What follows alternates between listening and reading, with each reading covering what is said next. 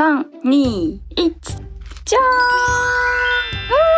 ん。かわいい。皆さんこんにちは、ちゃちゃです。今日は簡単かわいいお花の巻き寿司の作り方を解説します。ピンク色で作ればコスモス、色で作れば菊、一度作り方を覚えればいろいろなアレンジができる巻き寿司になっています。これからの正月、夏祭り、お花見にぴったりの巻き寿司となっています。簡単に綺麗に作れるコツなどを紹介していますので、ぜひ最後までご覧ください。このチャンネルでは可愛い巻き寿司の作り方のコツなどを説明しています。ぜひ今のうちにチャンネル登録よろしくお願いします。それでは早速始めていきましょう。それではスタートです。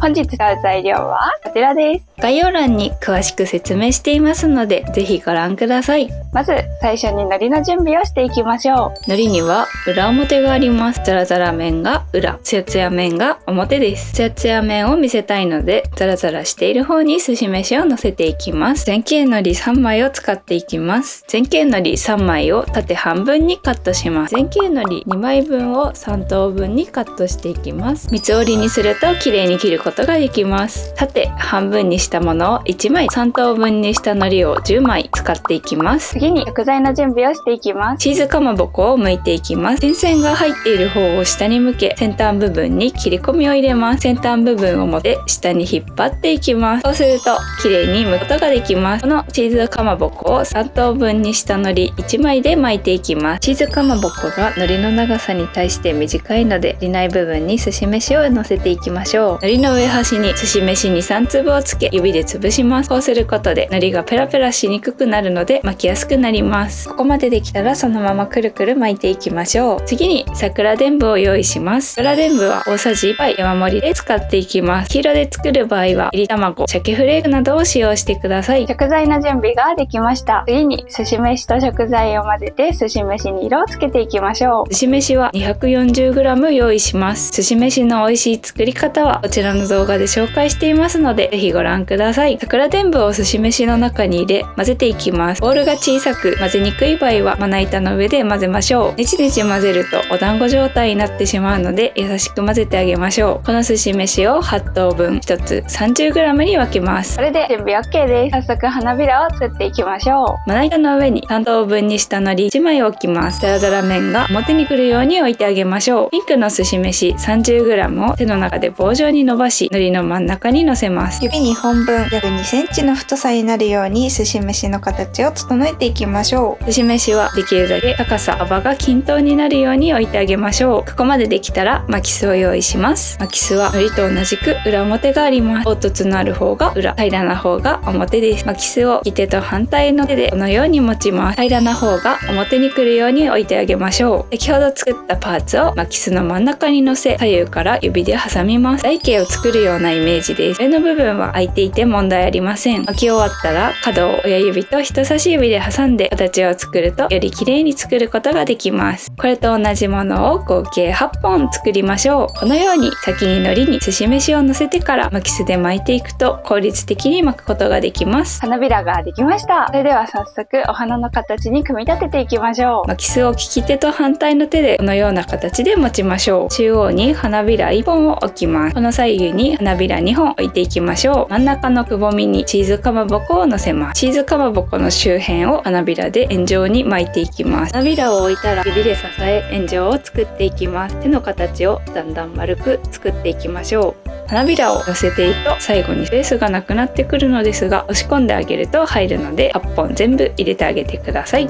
全部入れることができたら横から見てお花の形になっているか確認しましょう。お花の形になっていたら巻きすをきつく巻きます。こうすることで花びらと花びらがくっついてくれます。形が馴染んだら巻きすを外しても大丈夫です。このまま巻いてしまうと崩壊してしまうので、半分にカットした海苔と3等分にカットした海苔1枚を使います。縦半分にカットした海苔の上端にすし飯に3粒をつけ、指で潰します。その上に3等分にカットした海苔を1センチくらい重ねてて貼り付けましょう。これで長い海苔ができました。この海苔の上端にも寿司飯に3粒をつけ指で潰しておきましょう。先ほど巻いたお花のパーツを巻きすから取り出し、海苔の下少し開けておきます。このまま巻いていきましょう。海苔を少し引っ張りながらきつめに巻いていきます。これで完成です。お花の巻き寿司巻くことができましたね。海苔が馴染んだら早速カットしていきます。太巻き、細巻きの詳しい切り方はこちらの動画で説明していますので、ぜひご覧ください。巻き寿司を切るときは包丁、手酢、お酢とお水1対1で割ったもの、濡れ布巾またはキッチンペーパーを用意してください。巻き寿司を切る前に包丁の刃先を手酢につけ濡らしておきます。そうすることによって寿司飯が包丁につきにくくなるので綺麗に切ることができます。これで準備 OK です。巻き寿司は10センチ長さになっているので、これを4等分にカットしていきます。まずは真ん中5センチ5センチでカットします。このメモリ付きまな板についてはこちらの動画で説明していますので、ぜひご覧ください。巻き寿司を切るときは押し切りは NG。包丁を大きく上下に動かしながら切ります。3、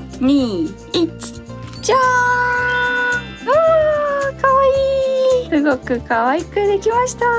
めっちゃ可愛い。一回巻き寿司を切ると包丁が汚れるので、濡れ布巾またはキッチンペーパーできれいにします。きれいにすることができたら包丁を再度手酢につけ濡らしておきます。次は 2.5 センチ 2.5 センチのところでカットします。先ほどと同様に包丁を大きく上下に動かしながら切りましょう。包丁をきれいにして手酢につけるという工程を繰り返しながら切っていきましょう。4等分にすることができたら完成です。かわいいお花の巻き寿司完成しましたね。とってもかわいい。今日はお花の巻き寿司の巻き方を紹介しました。いかがだったでしょうか？とっても簡単に可愛くできますので、ぜひ作ってみてください。本日の動画も最後までご覧いただきましてどうもありがとうございました。お花の作り方は勉強になったよという方は高評価とチャンネル登録よろしくお願いします。それではまた次の動画でお会いしましょう。バイバーイ。